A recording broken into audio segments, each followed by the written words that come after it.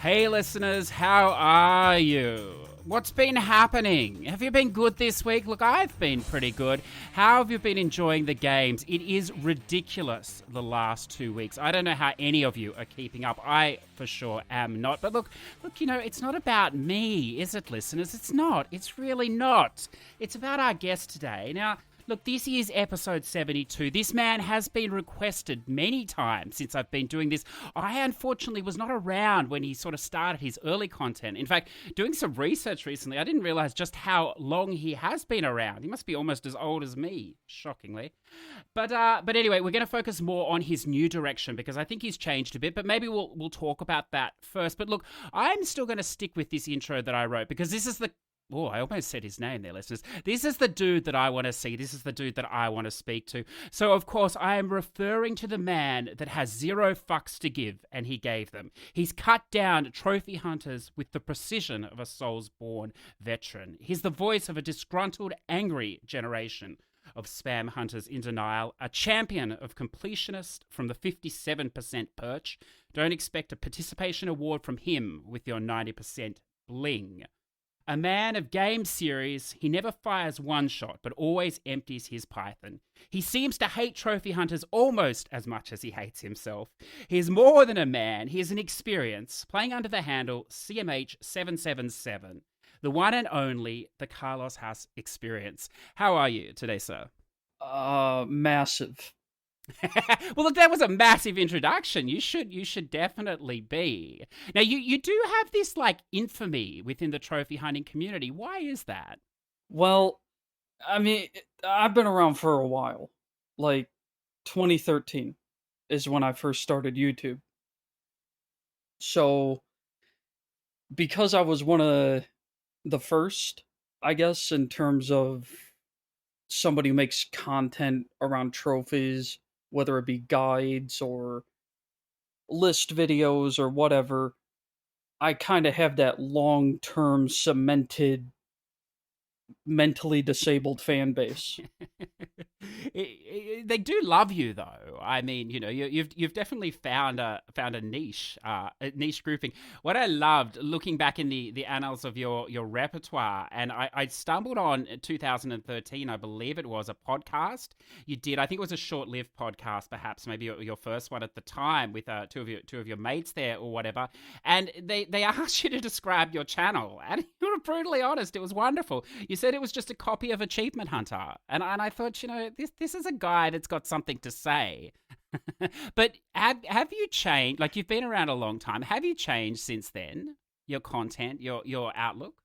I wouldn't say dramatically, but I guess I have definitely evolved to some extent with my content.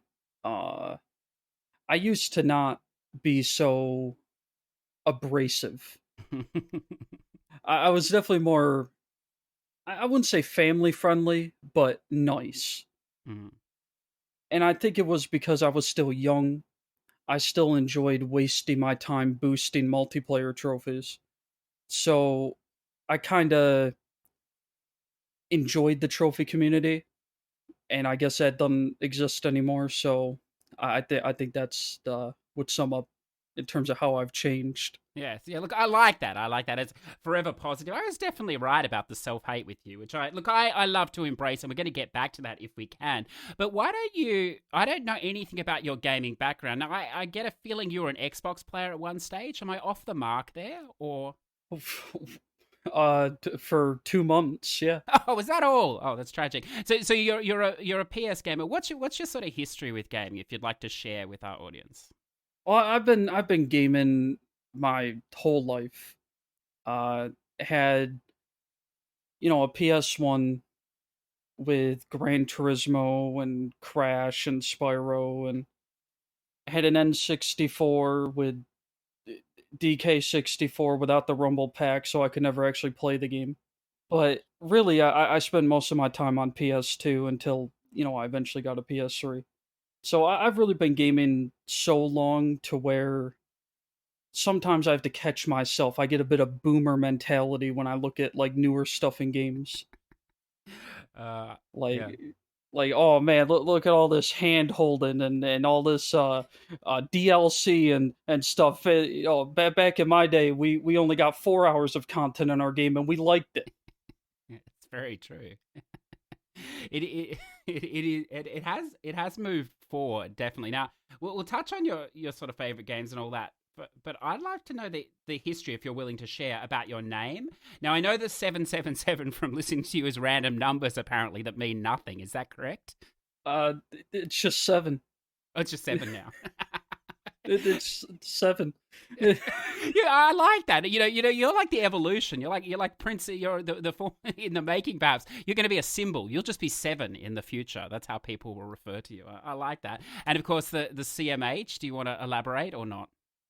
It's my initials. Oh, okay, that's cool. That's pretty straightforward. Now, what about the series? Now, I did hear you recently speaking on Unknown's podcast. Of course, listeners, it's a wonderful new project that Mr. Unknown has taken on, where he's experience. Well, what is he doing? Look, I don't even know, listeners. It's more structured than this show. Clearly, he's investigating the reasons why we hunt. Now, Carlos, that's a fascinating question, which doesn't interest me because I play because I want to play.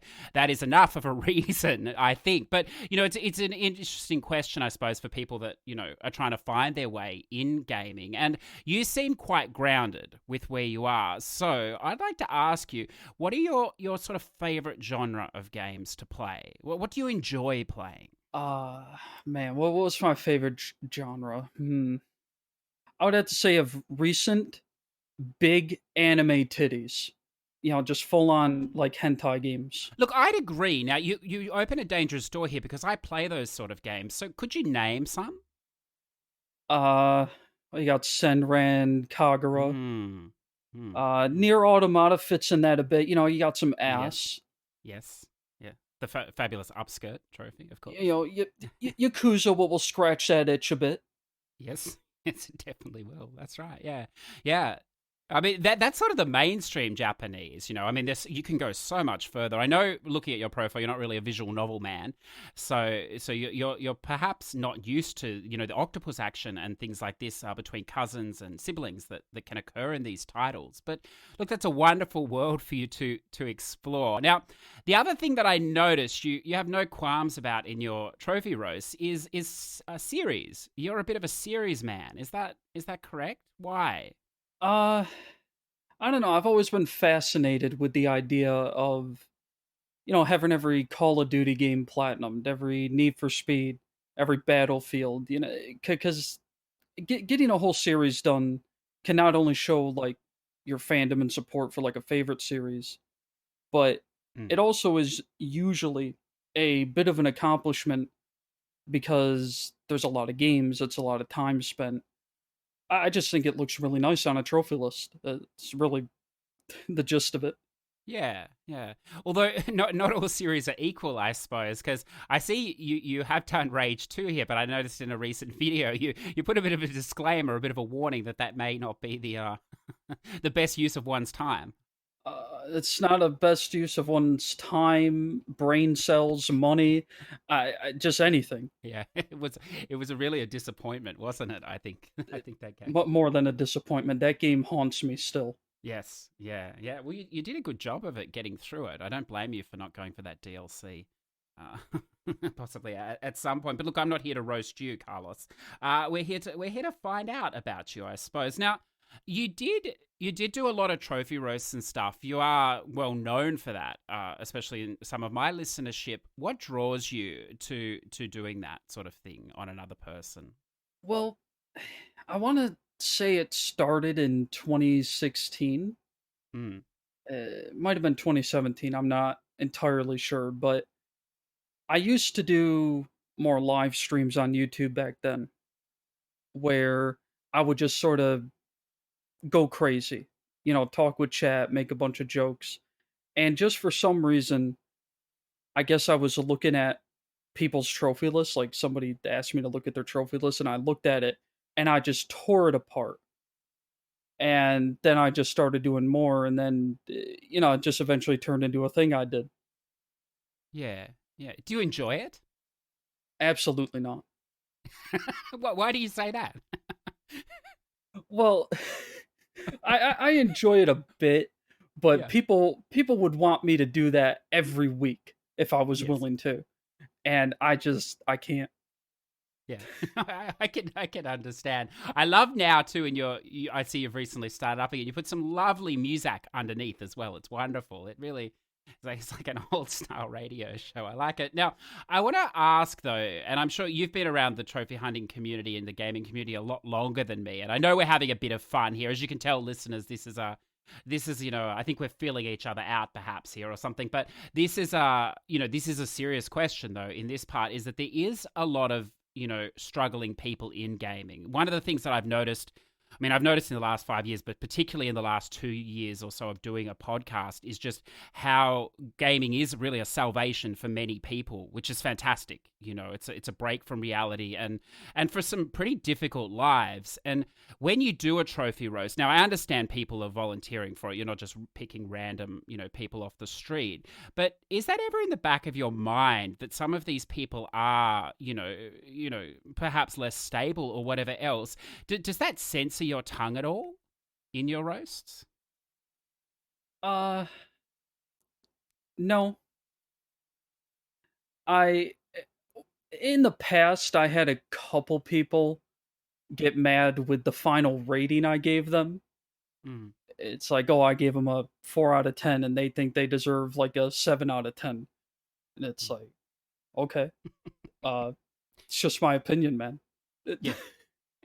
you, you seem like a chill dude. I almost feel like you're saying, well, look, why don't we just change it? What would you like? Yeah.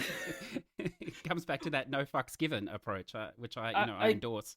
I guess the only way I kind of, I do realize that I don't just want to insult people. Yeah. I try to pick out things when I'm reviewing somebody's list where, like, oh, I like that game, or I think that game's unique, or that's cool, or like a certain series. And usually at the end of it, I'll try to give some recommendations if I do give them a lower rating, like, hey, focus on some of your backlog or play some of these games and your rating will go up. Yeah, no, I see that. I mean, we've had on before on the show Lawless Llama, who does. I mean, they're not trophy roasts; they're trophy reviews, I suppose. Which is doing the same thing, providing some critique or whatever without the humor, I suppose, in it as well. That you're so so wonderful at putting on over the top, but. It's an interesting series for me because I did a couple when I started out, and of course I'm used to Joan Rivers, really on the edge comedy or whatever else, or a roast. So, and part of it too, and I know again it's different from what you're doing and what Llama's doing, but I've only done a couple because I really need to know the person behind it.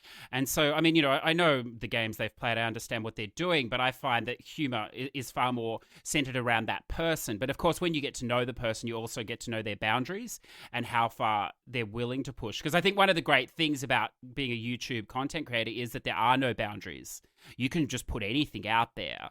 I don't know if you feel that or not. And therefore, when you're creating content, it's really up to you to decide how far you're going to push or not push. I definitely do set boundaries in terms of what content I put out. There are many of opinions that I would share on a live stream that I would never make a video about. Just knowing how much hate I would get from it. Like the video I uploaded today about trophy exploits. That's probably a good example of treading the line in terms of what opinions I would want to make a video about. Because that video is kind of calling out a lot of people. Like, not directly, but just in general. Of people who put trophies over the game itself. Yeah. Let's touch on this if we can, this new video, because one of the things that I noticed, admittedly, as I said, look, the only time I've come up against your content until this last week when I started doing some research was you mediated, now this may have been a year or two ago, a bit of a live discussion on YouTube between Rough Dog, Unknown himself, and Sly, who I believe was in the chat at the time.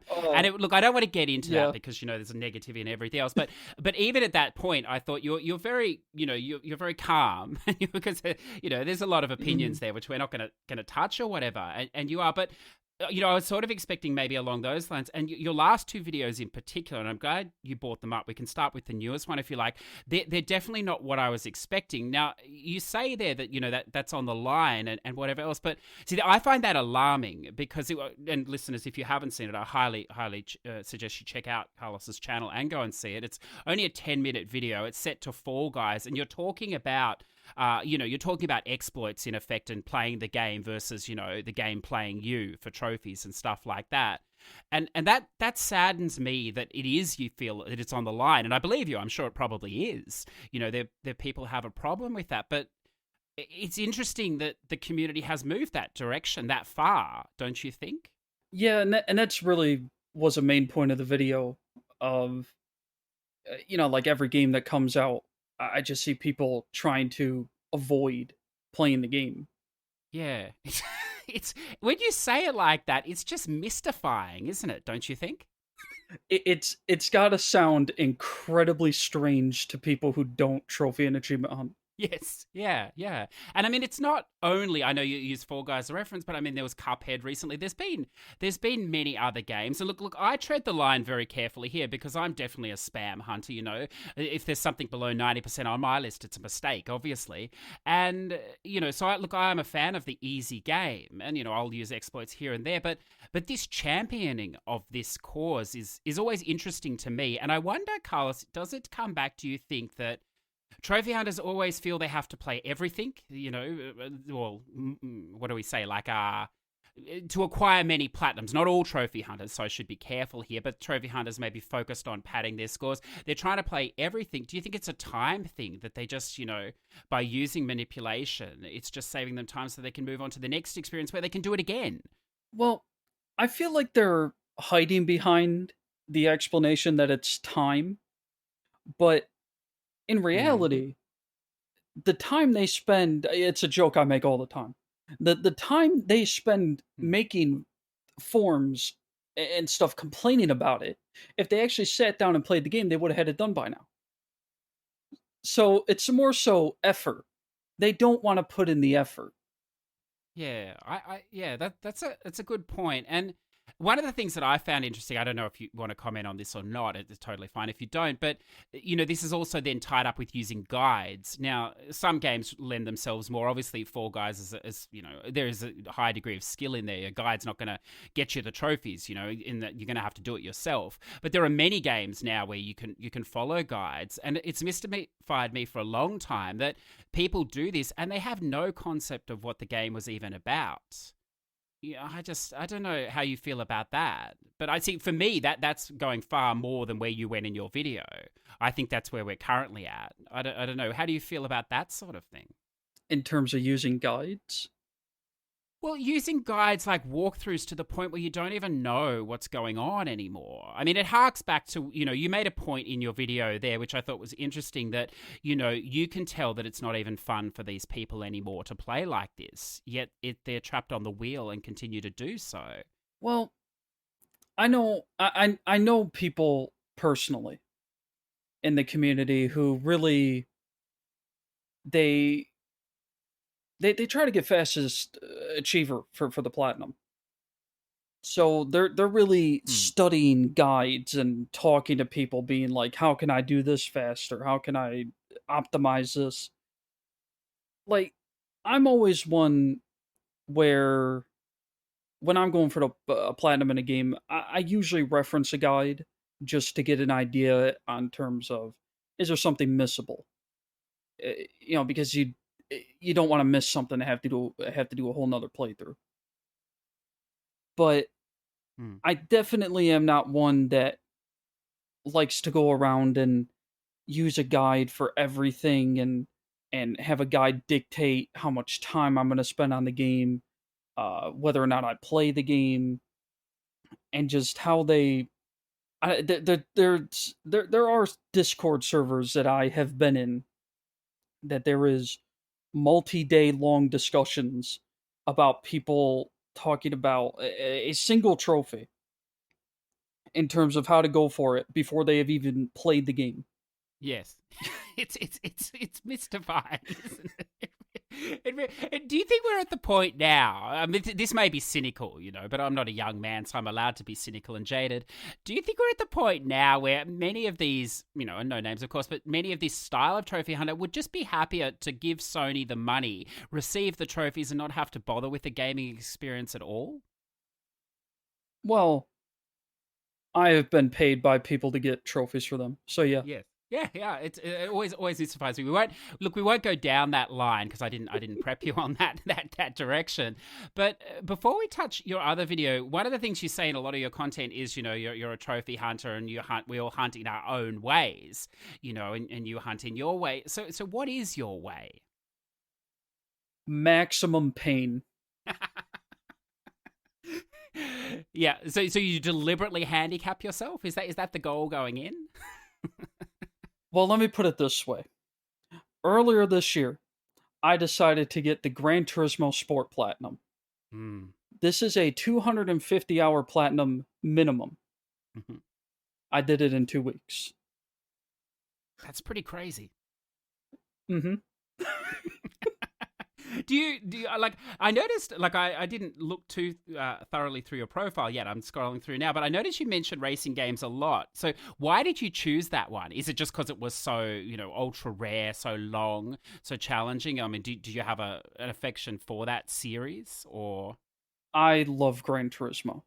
Yeah, I grew up playing it. I've 100%ed every Gran Turismo game.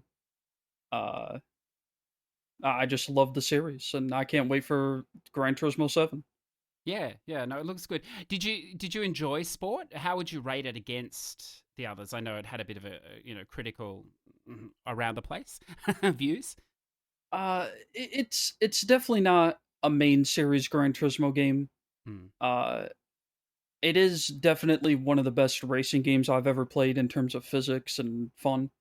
A lot of the trophies were oriented around doing online races, or should I say winning online races. And Gran Turismo being a very competitive simulator based racing game, the online does get very challenging. You are being put up against some pretty tough people. So I very thoroughly enjoyed the online quite a bit. I really feel like if you do enjoy playing Gran Turismo Sport is definitely a game worth playing.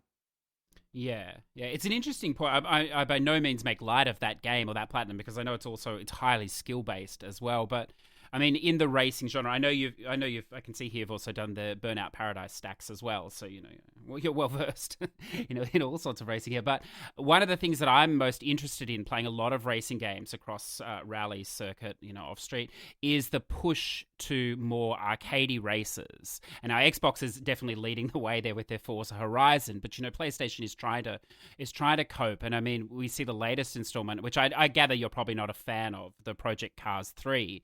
Which is moving further and further to this arcadey, I have a vendetta against those developers. Oh, tell me, please, share. These developers are a bunch of scammers. Yes.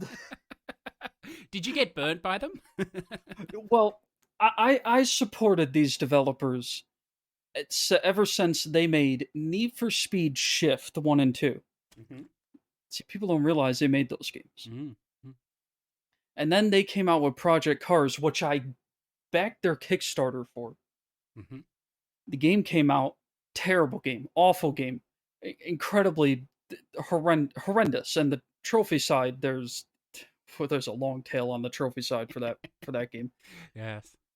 And then Project Cars 2, they asked for more crowdfunding for, just to go bankrupt. Mm.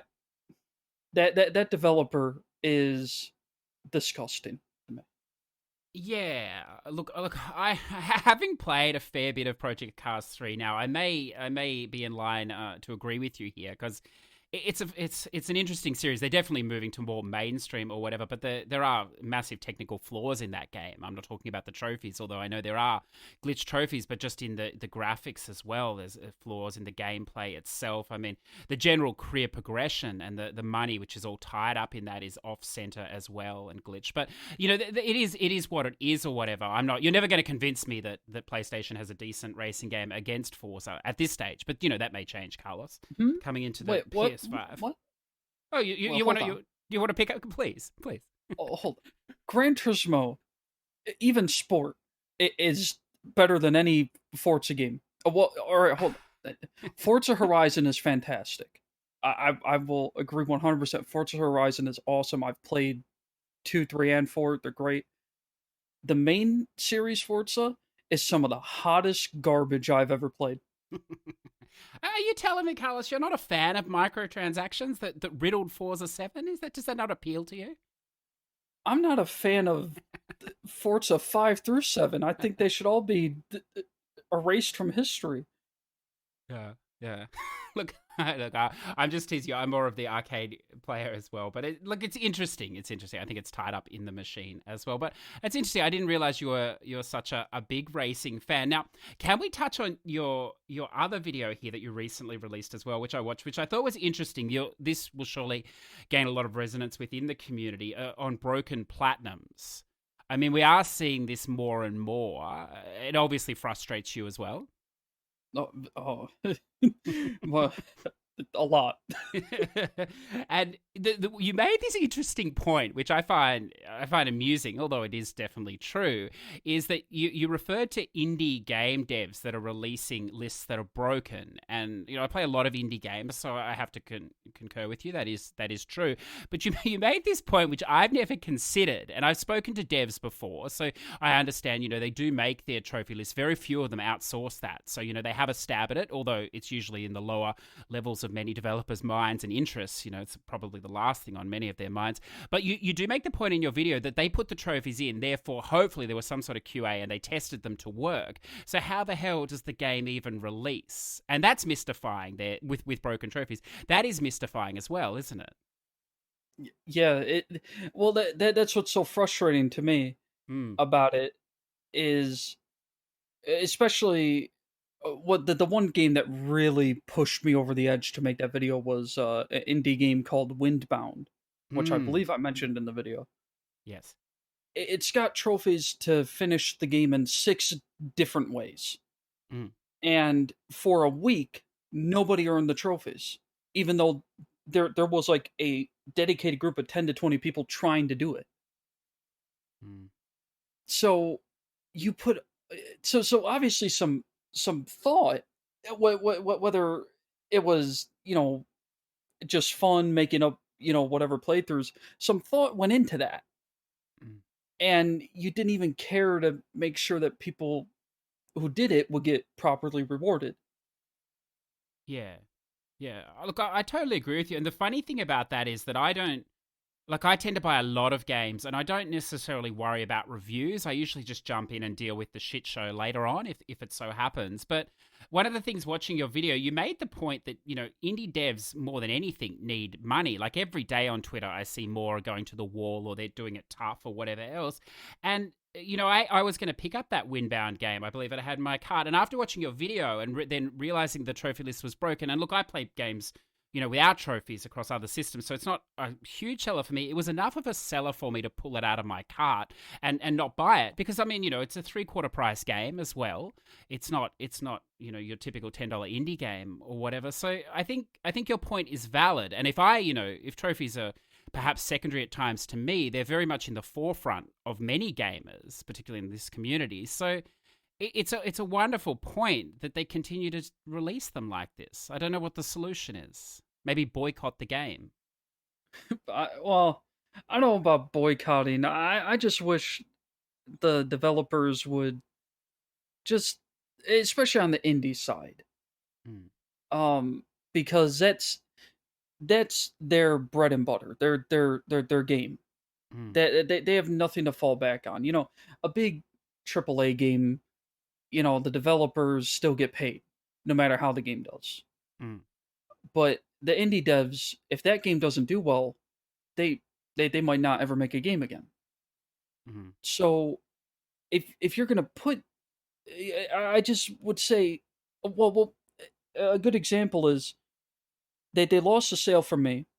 You watched my video, found out the platinum was broken. They lost a sale from you. That's 2 sales. Mm-hmm. Now, may I pick it up at some point if the game goes on sale? Sure, but they lost those 2 like day one sales because they didn't put what I would consider a weekend's worth of work into making sure the trophies work.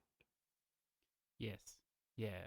I think it's a good point. And I mean, we're both, our ears to the ground or whatever. We know what's going on. We know where to look to see if the trophies are broken or not. And, listeners will be like, well, the average gamer's not going to know that. They're just going to buy it. And to that I say, well, that of course is true. But as we heard with Carlos's Project Cars story, the average gamer might buy from a studio once, but they'll never buy twice if it doesn't work out for them. And I think I see that more and more in indie developers, that admittedly they're building and they're growing, but their first project is incredibly dicey, and then they're surprised that they don't get the love down the track. So the memories are very good with gamers, I think, Carlos. Oh, definitely. Like, I didn't buy Project Cars 2 or 3. Yes, yeah. I like that. Well, I won't bore you with any more about 3. I can tell you now. But look, now the other thing I love. Now this came out of one of your roasts, I believe, recently. But it's an interesting point. You're a fan of the harder game. I think it's fair to say. And I don't know that you're a fan of the site one of the sites that tracks these percentages. But you'll have to bear with me here, because this is all I've got to work with at this point. And you make a wonderful point about how the difference in rarity of trophies between PSN profiles and the PSN rarity. And you're a purist, Carlos. Of course, you're a purist. You don't want your numbers to be diluted by the likes of Greg Miller on the general PlayStation network. So, I don't know if you're in jest here with this like for ultra rares, but, you said you like to make games challenging for yourself. Do you almost seek out these sort of games then? I don't know if I really. I don't know. That's kind of. It's weird because I feel like my interest in terms of games that interest me generally just tend to be harder games. So I don't know if I necessarily go out of my way to look for difficult games or difficult platinums. I generally just play whatever interests me, and sometimes I even make the game harder for myself, just for the added challenge. Yeah, it's almost like you play the game for the game, and then whatever is around it is around it. It's refreshing, maybe what it should be. For all of us, I feel. Now, you've already touched on that you're not a big fan of multiplayer grinding trophies anymore, now that you've reached mature age status, I suppose. You did it in such wonderful words, though. I forget which game you were referring to here. Perhaps you'll refresh my memory. It was from a recent video of yours where you basically referred to it as gathering a group of people around in a circle jerk for 300 hours to get your notifications, which I think is a beautiful way of describing it. It's a lovely turn of phrase. So what has turned you off the long multiplayer grind?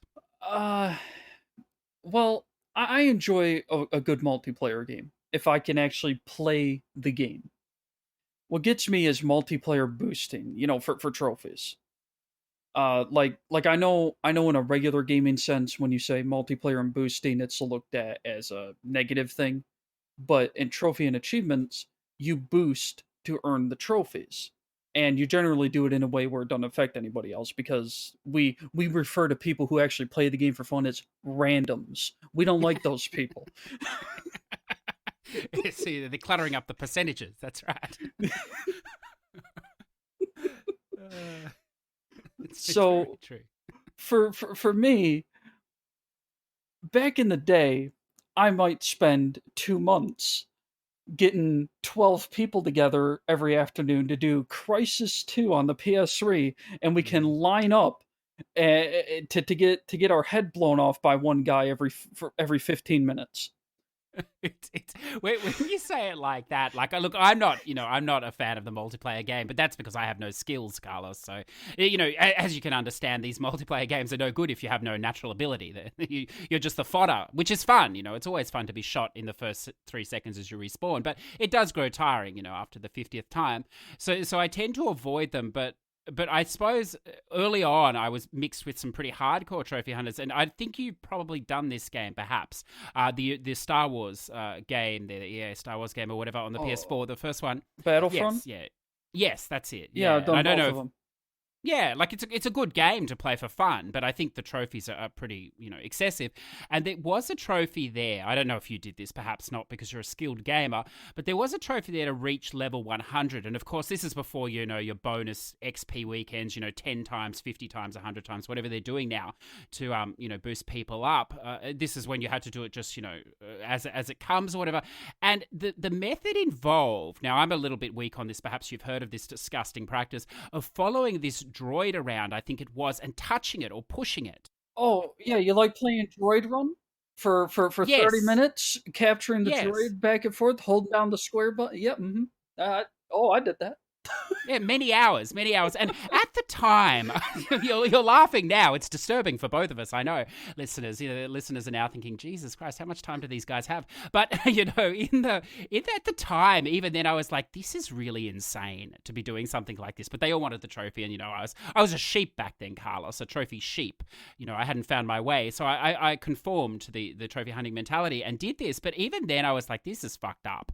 And since then, I've never done that. So I understand that, but I think for me that was the point. But was there a point like that for you where you just went, what was it, the Crisis one maybe, where you just went, no, this is just too much? Well, I don't think there was a breaking point with a certain game. It's just to put yourself in my shoes. So you experience the Droid Run XP. Now imagine doing that for 50 to 70 different games. And then you're where I'm at, and you could imagine the brain rot that I have from doing that over the years. There's got to be some positive in there. I can't see it. Maybe commitment to the cause or something. But well, you get a platinum at the end of the day if that's right. Enough for you. That's right, the notifications. It's a wonderful turn of phrase. So, look, I like that. So, look, let's come back to something I saw you do just recently, which I really liked. I played this last Campfire by Hello Games the other week, and we did a review of it or whatever. It's an indie game. Of course, it's a little bit of notoriety because it comes from a couple of the guys from that game we don't talk about anymore. Thanks, Sony. Although I understand that game is much better now, so perhaps we should talk about it. No Man's Sky. But you played it, and I really liked your video because it's not the sort of game that I would have imagined you enjoying or whatever else, a light puzzler, particularly an easier sort of puzzler. But you made some you made some funny comments as well, but you made some nice comments about the puzzling being, not enough that you didn't have to think, but just enough that you sort of did need to think. I don't know if you've platinumed that game yet, but did you enjoy the overall experience or not? Well, yeah, I platinumed the game. That's the point of the video. Oh, well, it was only a 30-minute video. You must have skills if you ran it in that time. No, it took me 5 hours, but it's an edit. Yeah. See, I don't bother with edits or scripts. Now, that leads us to another question. Do you script your content, your roasts, or is it all off the cuff? My roasts? No. That's all completely freestyle. Yeah. I have a lot of respect for that. The fact that you clarified the roast makes me want to ask now, do you script other content you do? I would say it's 50-50.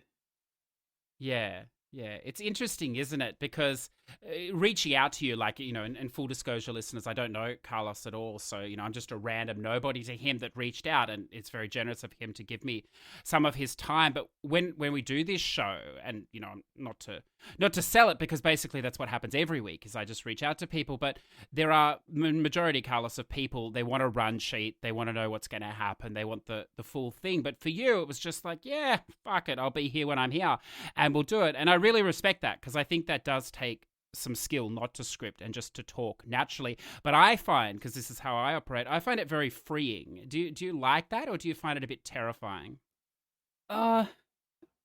Well, I mean, I've been, doing YouTube and live streaming for like 7 years now. So for me, just talking about absolutely nothing for hours on end, just it's like a switch for me.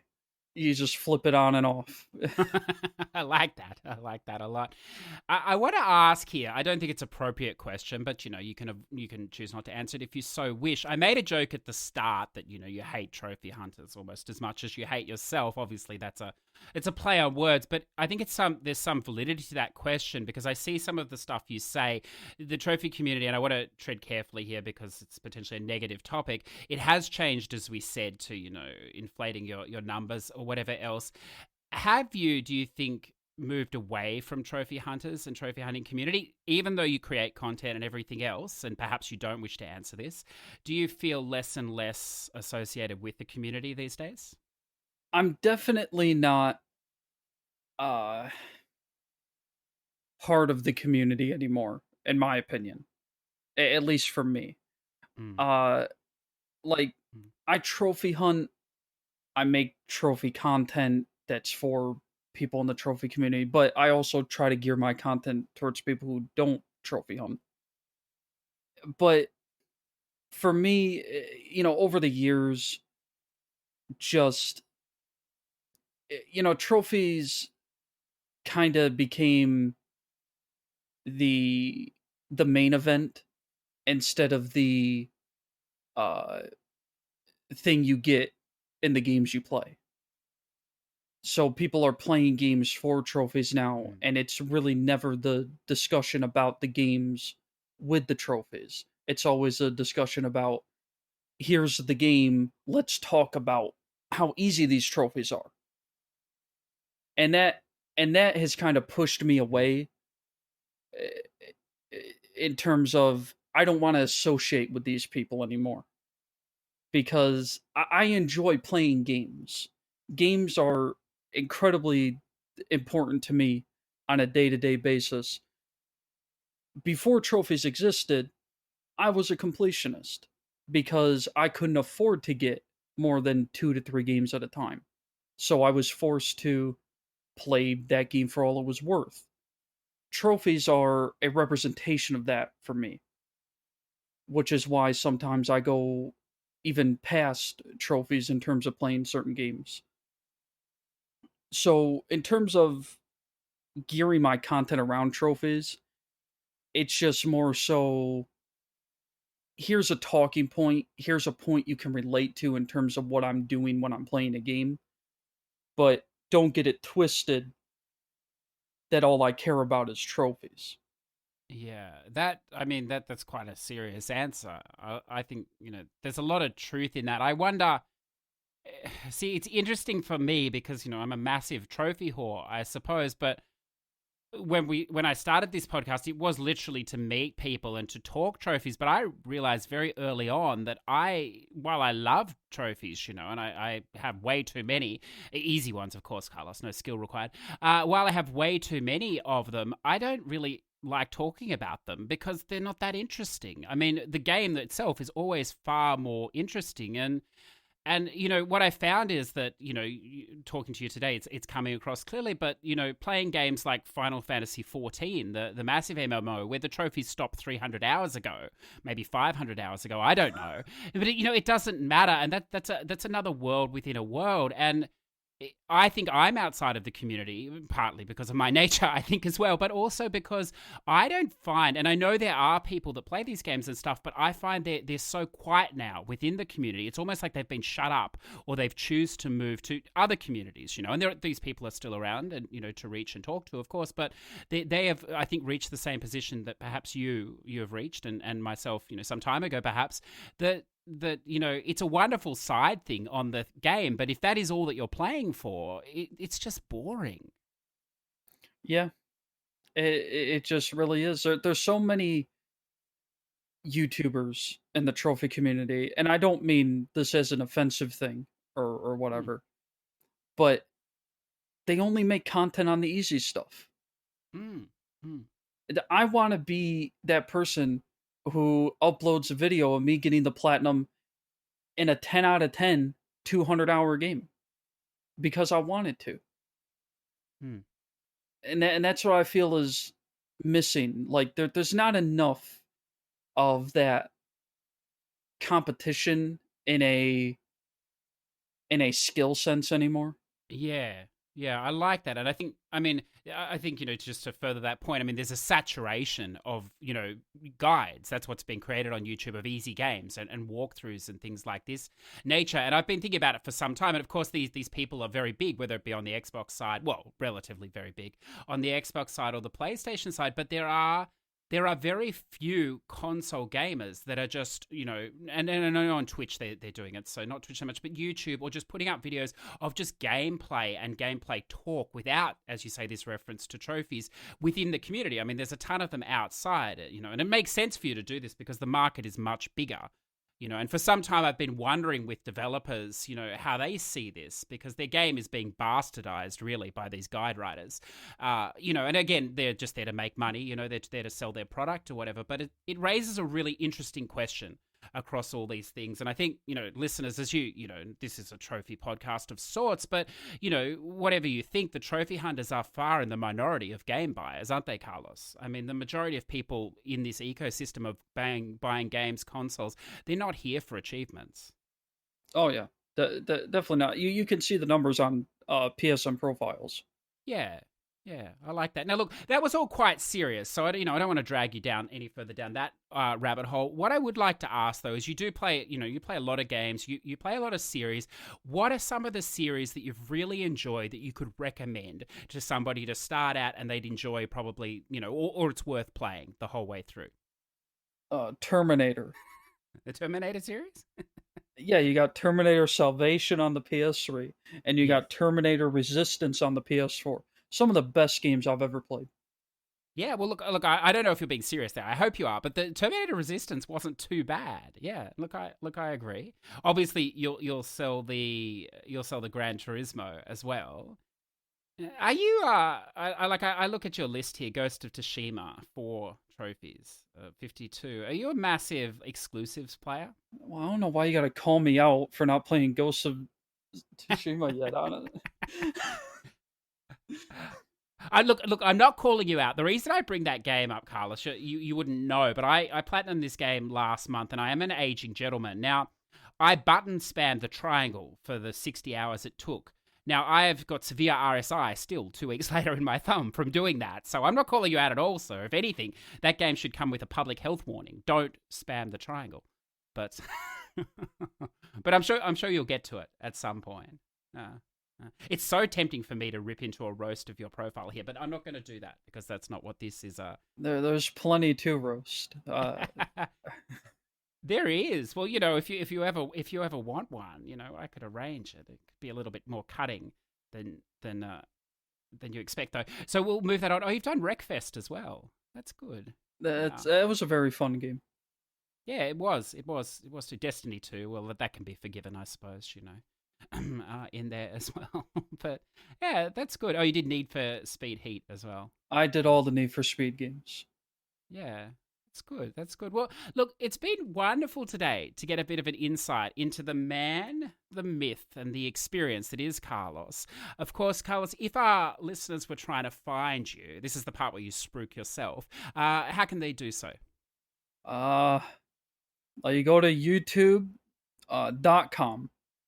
And the search bar, I think you can find it. Yeah. And you type in Carlo Haz. It's regional dialect in terms of how you pronounce it. And there you go. Yeah.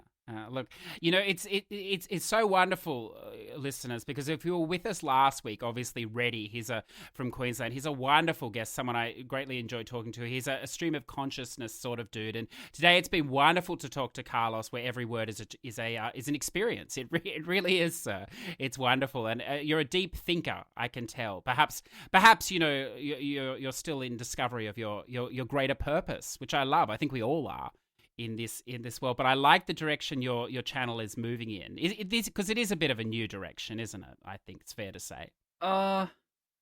Yeah. That's cool. That's cool, and it's positive, and we've got to love that. So, as I said, thank you so much for carving out some time to me. I've been very interested in the man behind the voice on YouTube, and it was great to learn a little bit about you and share with our listeners. So, thank you very much.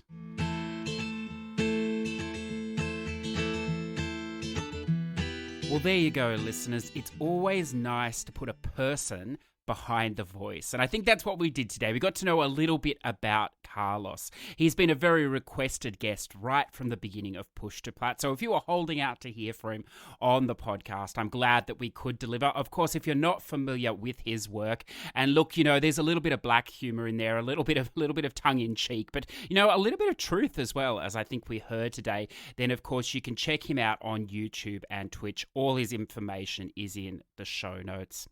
Look, we're not quite done yet. On the other side of this break, I'll come back and drop in a little bit what I've been playing in the last week or so, and then we'll get to this wall of platinum shoutouts that we have. You have all been very busy.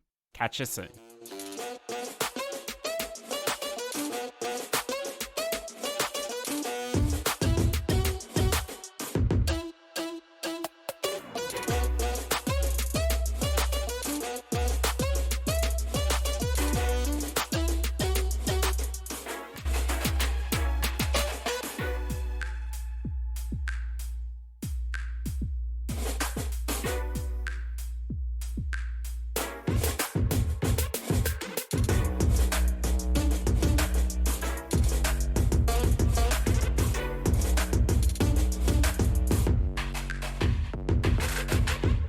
Well, listeners, let's just jump straight in with what I've been playing or touching. Or look, maybe touching is the relevant word, but look, most of these I have spent more than 5 minutes with.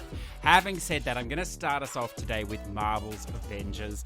Now, I don't want to dwell on this game because I'm only about halfway through the campaign. Now, I hear from everybody and their dog about how glitchy this game is, and I believe that's mainly in the multiplayer, but so far in the single player, I've been having a lot of fun, actually. It's a much bigger experience than I thought. Now, is this game worth buying for just the single player? Well, if you're me, it probably is, but then, I play Call of Duty just for the single player as well. So, buyer be warned there. But it's a way bigger experience than I thought. I think around 12 to 13 hours. I'm really enjoying so far how they're layering in the gear mechanics as well. So it's reminiscent for me of Division and Division 2. I'm sure it would be reminiscent if you played the Borderlands series. You'd be used to this sort of loot up, gear up, shooter, I suppose, elements. But they do it in such a way that you do play a fair bit of the story before you run into your first gear vendors and then your faction vendors and stuff like that. So it eases you into it. I had no idea the story was going to be so cutscene heavy and so fleshed out, which is wonderful. And look, I'm not an Avengers fan in particular, but I'm enjoying the ride so far. I like the combat as well. I think there's a little bit of an element of skill in it as well. It's far less button mashy, say, than maybe the Ghost of Tsushima that I played recently. Well, at least the way that I'm playing it. So there's definite depth there. I mean, if there's going to be depth there for hundreds of hours, I don't know. But I don't play these sort of games like that. Having said that, from what I've seen so far, it does look like they've built a very firm base to develop into the future, which I'm sure is the plan. And yes, there's microtransactions in there, at the moment, and I'm sure they'll flesh that out as time goes on. But it's a lot better than I was expecting, and I'm sure if you're a fan of this series, you're finding a lot of enjoyment. I'm sure you could talk to it better than I could. So, why don't I start us off with a little bit of Xbox love today, the poor neglected Xbox. And I'm going to start with an FMV. Look, I love FMVs. We've talked them to death on this show in the past. We have so many good ones available on the PlayStation, but it only really touches the surface on what is available on Steam. And this one I'd never actually heard of. It is She Sees Red. Now, it is available on Steam or on the Xbox One. It is not part of Game Pass, so you do have to buy it. It's around 15 Australian, so I'm assuming around 10 or 11 US. Now, before we start, I will preface that this is like all these FMVs, it's a bit of a B-grade title.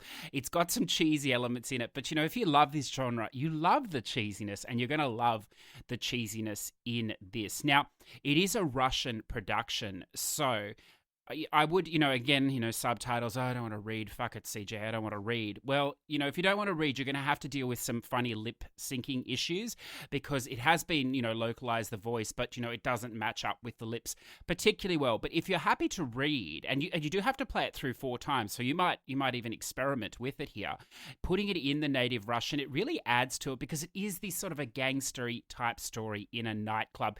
I'm not going to go too far into it, but it does have some wonderful twists. It takes about 40 minutes to play. If you've played the complex, you'll understand how the multiple playthroughs work. You do have to complete 2 full playthroughs of this game.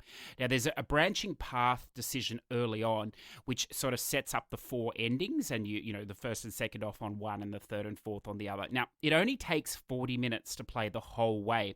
Once you've played 2 times, you can scene skip, so it becomes very, very much quicker. There is a funny thing where it seems to stall a little bit, so you need to just play a little bit into the scene before you can skip it. But when you consider it's 40 minutes with only really 2 major divergences and 4 ending paths, there is quite a lot of contrast by the time you get to the end. Now, yes, the scenes may or whatever be set in a similar position, but the way the story arcs at the end, it's quite good, and it almost feels like it needs to be a bigger project, but at the same time, it's a nice project for the size that it is. And I think coming in at 40 minutes, you actually are generally interested in the endings, and using the skip doesn't seem to affect it either, maybe as it did in the complex, where you could in effect skip and you wouldn't even feel the endings or understand what was going on after that second playthrough. So, look, if you've got an Xbox or a PC, and you want some achievements, because it is a very easy 1000G, I recommend this one. But as I said, go in forewarned that it was filmed with Russian cast and originally in Russian. So next up, look, this one is available on the Xbox as well. I just realized that. In fact, on the Xbox Game Pass, but it is also on the PS4, although it's a pricey one on the PS4. And I preface that, it might be worth waiting or just picking this up on the Xbox via the Game Pass for free. And it is the new Super Lucky Tales by Playful. This is a really charming game. Now, look, it's not highly polished, but it's not a B-grade title either. It sits really nicely in the middle. Now, does it sit nicely in the middle for basically a full price game? Well, that could be a stretch, I think, for you. But having said that, you're going to get about 13 hours out of this game. And the way the game works is there is replayability because there are collectibles and things that you need to do within the levels, which you can replay at any time. And they're also fun, some of them, to replay. They're all sort of short, so it's a nice experience. The final world is also more of a set of mini games. So you're going to get, substantial replayability there if you like the mini games. It's almost in a way like a carnival type of situation. So what I really liked about this game, not being a massive platformer fan, is that, yes, the platforming is very easy. It's like kiddies first platforming.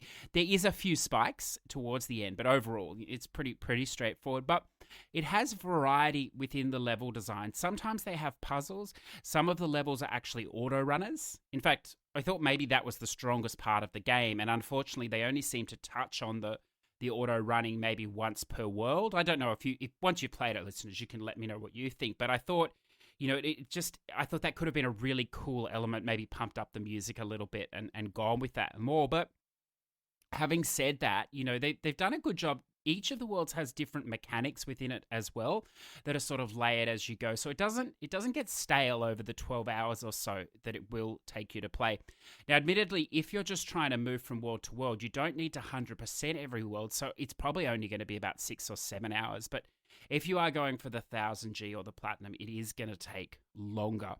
Now, one thing to consider before you start this game is that the hardest trophy, or perhaps the hardest 2 trophies, aren't until the very final world, and one of them here is a bit luck-based. It can also be very frustrating, and this is the new champ trophy or achievement in the Wrigglemania game, where you have to survive the 4 rounds without getting hit.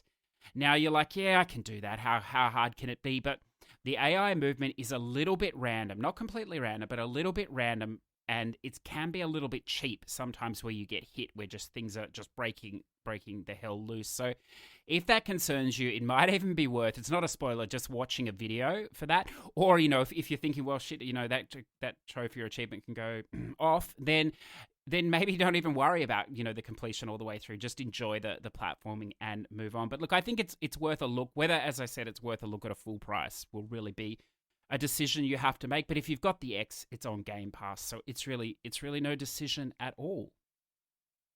Now, there have been a ton of racing games dropping at the moment. We've already touched on Project Cars 3. I touched on the new Tony Stewart All-American Racing in a YouTube video recently. So today I thought I'd give WRC 9 a little bit of love. This is developed by KT Racing. Now, if you're familiar with this series, you'll be familiar with the massive grind of just the distance requirements and the achievements or accomplishments, in-game accomplishments you need to achieve, in effect, to unlock the trophy or achievement. That's a lot of the use of the word achievement, isn't it? That's impressive, even for me. The X is calling, listeners. I can feel it. But anyway, where are we? WRC9. So that achievement trophy is gone, and the distances have really been nerfed, so it is much more manageable. Now, like all racing games, of course, it has launched with a glitched trophy or a broken trophy. In this version, it is the difficulty trophy, the authentic difficulty, winning a rally on authentic difficulty. Now, if you played WRC 8, you'll know there was a cheese method, because that can be a very tough trophy where you could play someone online in the authentic difficulty, win that rally between the two of you, then switch back to single player, play on easy, complete a rally, and the trophy would pop. It's a wonderful cheese method, isn't it, listeners? It goes perfectly with our talk with Carlos today about how you can just circumnavigate the point of the game. But, look, it's a hard trophy. Unfortunately, that method doesn't work. Well, it doesn't work now. In fact, no method works now. So go in forewarned. But again, I'm sure, if you're playing this game, you'd love to get the plat or whatever, but it is so much more than the platinum. Straight off the bat, what's amazing about this game is it now has co-op feature where you can have a second player as your spotter beside the driver calling, which is it's a really cool addition. And you're like, I don't want to do that. That's boring, but it's sort of fun, and it's particularly fun in local co-op, but particularly if you're having a bit of an argument as you're driving because your co-passenger's not happy with the way it's going. So they can really fuck you by putting in the wrong directions and calls and things, which is, I'm sure not the point of it, but it's highly amusing as well. But, back to the single player where most of the action is. Every year this game looks better. It does look really good, this iteration. It's very smooth. They've incorporated the sim elements nicely. It's definitely not an arcade racer. I still don't think it's ultra sim, but it's, sitting nicely in the middle on the simulator side. It's not too complicated in the overall hub, I suppose you'd call it. It's really well divided between your mechanics sections, your skill point sections, your events and calendars. Massive calendar, and there's a good variety of at least 5 to 10 events as you move through that you can actually put on each day around the localized rallies or whatever that occur in the game. So, again, if you're not into these games, I can't sell you on it. But if you are, it's a good option, I think, to come back in. I know that the argument is that 6, 7, and 8, it's the same game every year, but this game feels much tighter than 7 in particular to me, and 8. So this could be the time to jump back in. But as I said, go in forewarned, knowing about that trophy. Let's stick with the sports games and PGA Tour 2K21. The more I play this game, the more I enjoy it. It's a really beautiful game. It's streamlined. It's exactly what you want to do. If you want to play on the tour, you can play straight on it. It's all, all the events are there. It's proper named golfers here, licensed golfers. It's not just random names or whatever. Proper good stat tracking throughout the game. Yes, it can be very easy if you want to put it on easy, but it can be brutally difficult on legend as well, difficulty. There's a wonderful array of sort of mini games within the game to keep you interested. Things like, hitting the fairway on a particular hole in so many strokes, avoiding hazards, and these will reward XP as you go. Now, the XP can be used to unlock basically cosmetics, different clothes, or different club brands or sets. You can buy these with the, there was, if you pre-ordered a currency that came through, so I suppose in effect a microtransaction, but it's not necessary because every round you complete, you're earning more of this currency anyway.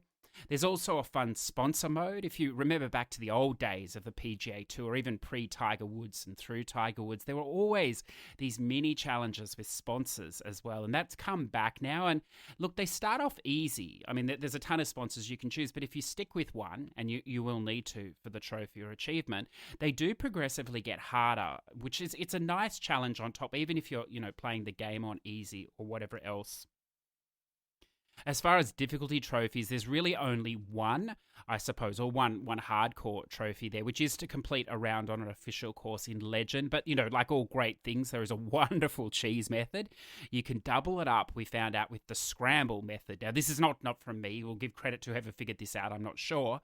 It was only relayed to me. But so basically, you put your golfer on the Legend difficulty, and you put the second controller, or you can play it on the same controller if you wish, on Scramble. Now you will have to play with three other golfers, so in effect there's 4 in your party, which you're controlling all 4. It's only you on the Legend difficulty, and because it's you can pick the best shot in the duo, you're always probably going to be picking your partner, and it makes it incredibly easy to get. You're going to finish 6-7 under or something, which would be very difficult to do on Legend, as it is, as I said, very unforgiving. The only other maybe challenging trophy is to sink 5 putts on the practice green without a mulligan or a drop shot.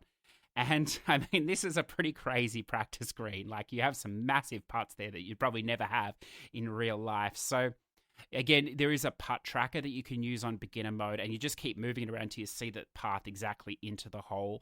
And of course, it does seem to be randomized, so you can get 5 easier than harder holes. The rest is just playing through the career, which you're naturally going to do. Playing Rivals, which is another mini game, achieving certain things that your rival doesn't within a tournament. That'll take you, I understand, about a full season and a half. There's about 33 events in a season. Again, you can decide how long the game will be by setting to 1 or 4 rounds. You can also skip the sort of TV-esque segments they put in it if they want in the menus, which would speed it up.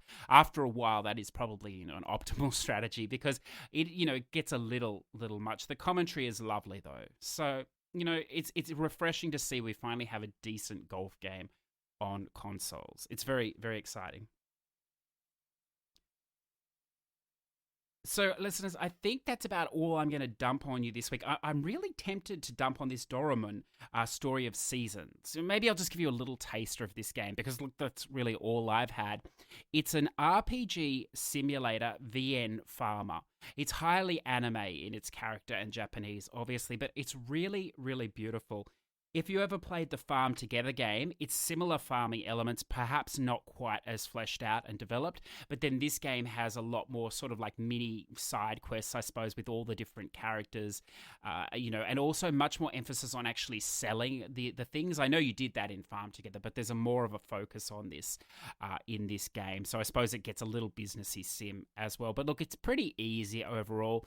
I'm gonna take a stab at a 15 to 20 hour plat. Yeah, it's a little pricey on the store, but it's highly polished. It looks really, really beautiful. Obviously, if you just want a farming sim game, this is not for you, because there is a lot of dialogue. I think there was almost 2 hours worth of dialogue, at the start, and a lot of it's reading as well, and then another good 20 minutes of explaining just the opening mechanics of the game. So they're not in a rush, which is sort of cute. Of course, if you're familiar with Doraemon, the property, the character, then you're going to love this even more. But it's not a requirement. I'm not, and I'm having a wonderful time with it. Let's put our living stereo stylus in this groove. So, listeners, that brings us to the all-important push-to-plat shout-outs. Of course, if you want a shout-out, and you've made it this far through the episode, you deserve a shout-out. If you want a shout-out, you can post it on the free-to-join community on the PS4, the Push2Plat Platinum Club, or you can jump in the Discord and drop it in the appropriate thread there, like these wonderful hunters have done. And look, don't let it hold you back. If you're also an Xbox gamer or a PC gamer, my goodness, and you want to drop in, a 1000G completion or whatever you call it on Steam, who can possibly know? Feel free to drop it in there, and we'll give you a shout out as well. So we're going to start today with I'm Styling on Your Bro, number 224, Manuel Samuel. Beautiful indie game where you need to manually control Samuel's hands, legs, feet, eyes, and breathing. Holy feces! it tests your memory at times on your last input. Really creates the feel the story line portrays. Hilarious narrator in the game as well. Just a preface, listeners, if you haven't played this, I think it's one of these games with bullshit controls that's supposed to be fun. You know, this dude, he likes these sort of games like I Am Bread, you know, and the Surgeon Simulator. But if you don't like the idea of, you know, if you don't find it amusing when the controls are wonkatated, you may not enjoy this game. But it's wonderful to hear that he is. And then he has a milestone here, number 225. I Am Bread. Oh, there you go. I Am Bread. You better believe it. The difficulty of this game nearly crushed me. With a unbreakable determination, no way was I going to crack up under the pressure. I knew I'd get the plat or rye train. The progression of winning all the bagel races and becoming Formula Bun champion, or completing 0 gravity levels and taking one giant leap for mankind was so enjoyable. It was easy to see I was getting better. Here's a toast to this brilliant milestone. Oh my goodness. So, well, there you go. And look, that is a very tough game if you don't know it. So that's a huge props to you. You know, I'm sure that's an ultra rare, probably a 0 point something ultra rare. So congratulations, sir. Next up, Mr. Tam, number 94, Deponia. What a fun little point and click game. It tells an interesting story, and I'll definitely check out the others in the series. Well, there you go. Congratulations, sir. And now he's also posted here another one, so we'll read this too. It's not a platinum, but it's a milestone nonetheless.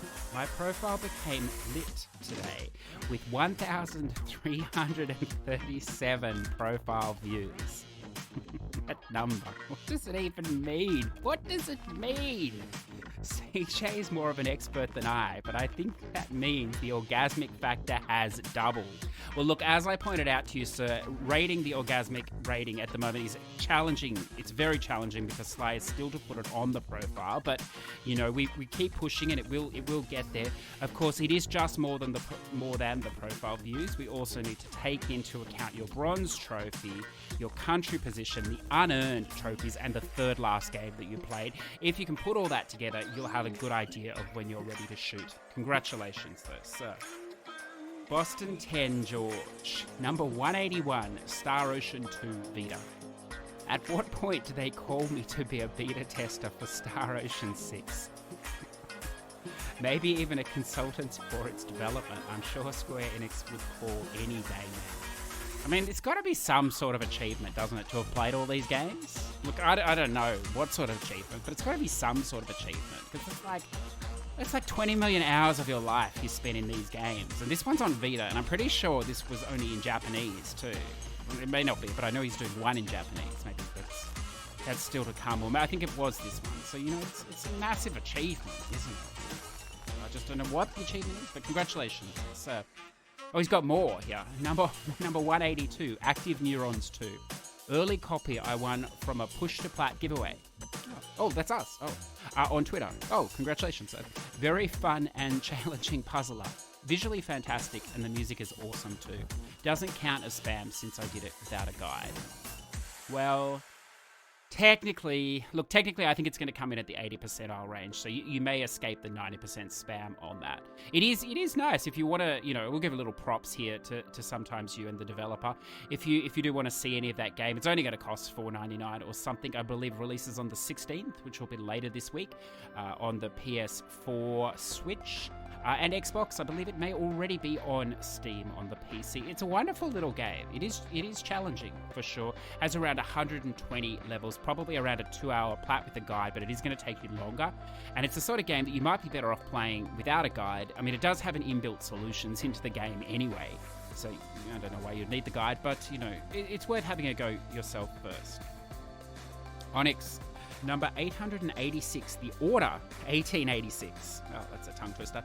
Another underrated PS4 title, well worth the $4.99 I spent on it. Yeah. I mean, that's a topic for another time, but can you buy anything that's garbage for $4.99? I mean, even if you got like an hour's enjoyment out of it, it's got to be worth it for that price. I mean, what could you get for $4.99 outside of Thailand these days? I mean, what? Come on. But anyway, it's good to see that you liked it, sir. And it is, like, it's been so long ago since I played that launch PS4 game, and I know everybody and their dog, cat, sister crapped on it, but you know, I had fond memories of it, but look, I don't know. It was very short too. Maybe that was their problem. Vigilant Crow, number 33, Call of Duty World War II, and 100%. Oh, and that's right. Now, he 100% of this game too. It's a 0.25% rarity, which, you know, it's mind-blowing, isn't it? The games, you know, are that rare these days. It's obviously a massive game, a massive grind, you know, and I hope you enjoyed it, sir. It's a one to add to the cabinet, I'm sure. Congratulations. Renichi, number 165, Battlefield 3 plus DLC, 100%. And number 166, Battlefield 4 DLC, 100%. Now, I don't know if you've done 5 yet, sir, but I hope you are, because as you would have gathered by today, it's all about series. Series are important, and you're so close to the end of this series that you should do 5 if you haven't. And I look forward to reading that in the next week or two, if you haven't. MZ, this just warms my heart. Another Trophy Hunter corrupted. And it's corrupted early as well, which is wonderful. Usually you corrupt them around the 300 to 400 plats, a bit like what happened to Joe perhaps, but it's wonderful to see that MC has been corrupted from the very beginning, you know, which is just bodes well for what's coming, doesn't it? It really does. Number 13, Just a Phrase by Pauky. Number 14, Word Wheel by Pauky. Number 15, Crossovers by Pauky. Number 16, Crypto by Pauky.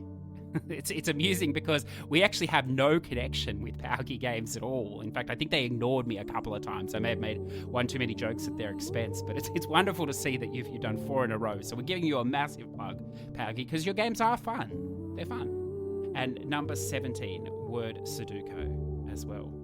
Is that not by Pauky? Maybe it is. Who knows?